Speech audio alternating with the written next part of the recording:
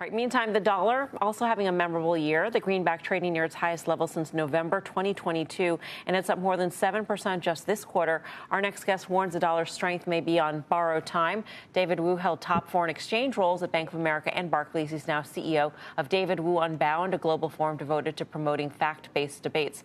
David, great to have you with us. What's going to cause the dollar to come back down to earth at this point?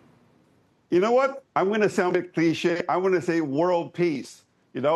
Because let's remember, U.S. foreign policy under Biden, has been pushing the world to the edge of World War III, hurting U.S. allies and adversaries alike. I think this is one of the reasons why the dollar has been so strong in the last 3 years.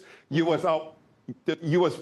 stock markets outperformed, U.S. economies outperformed because the U.S. is, relatively speaking, less exposed to slowing global trade, and the dollar benefits from a safe haven status. So to the extent that Trump is coming in wanting to improve ties with China, that he wants to basically end the war in Ukraine, you know what?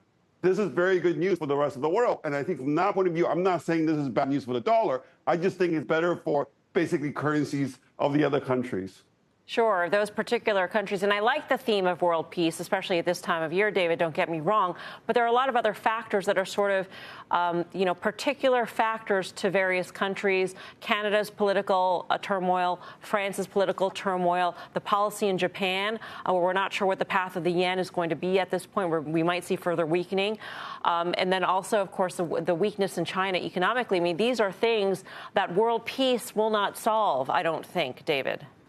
I think you're right. But that's why you have to look at these countries on a case-by-case basis. For example, I'm actually the only dollar position I've got on, short dollar position I've got on is actually vis-a-vis the Mexican peso. I happen to like the Mexican peso, partly because I think Trump will have to be super nice to the Mexicans if he wants to deliver on his promise in terms of, controlling illegal immigration.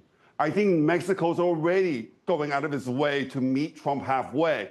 As you probably know, they just cracked down on one ton of fentanyl. Actually, just 2 weeks ago, it was a record seizure.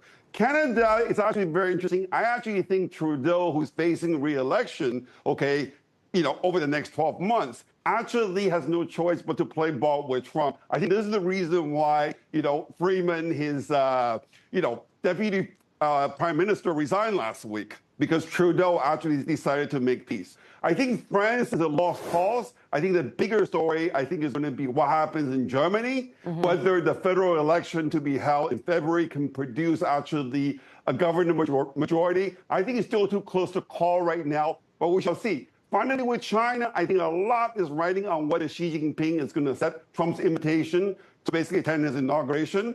I think if he doesn't come, I think the RMB will be in trouble, because the implication with that, there's no deal to be made. Trump is going to basically go hard on tariff.